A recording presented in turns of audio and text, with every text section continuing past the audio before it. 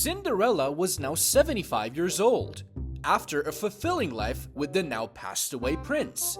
She sat happily in her rocking chair, watching the world go by from her front porch, with a cat named Alan for companionship. One sunny afternoon, out of nowhere the fairy godmother appeared. "Cinderella," said the fairy godmother, "what are you doing here after all these years?" Cinderella replied, "Fairy godmother, what are you doing here?" The fairy godmother smiled and said, "Well, Cinderella, as you have lived a good and wholesome life since we last met, I have decided to grant you 3 wishes. Is there anything for which your heart still wants?" Cinderella was overjoyed, and after some thoughtful consideration, she quietly uttered her first wish. "I wish I was wealthy beyond comprehension." So instantly, her rocking chair turned into solid gold. Cinderella was stunned, but Alan, her old cat, jumped off her lap quivering with fear.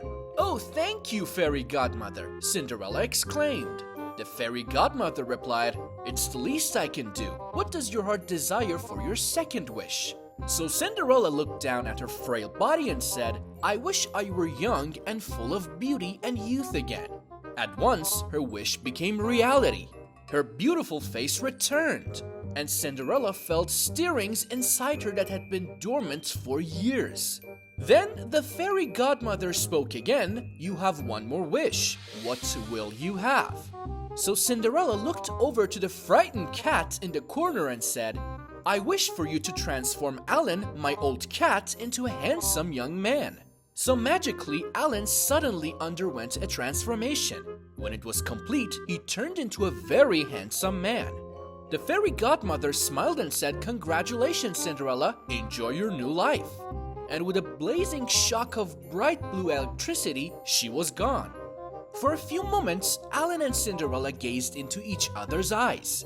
Cinderella sat breathless because Alan became the most handsome boy she had ever seen.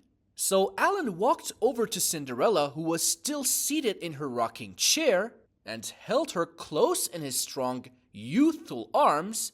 He leaned in close to her ear, whispering softly, his warm breath blowing through her golden hair, and said, "I bet you regret having me nurtured now, don't you?"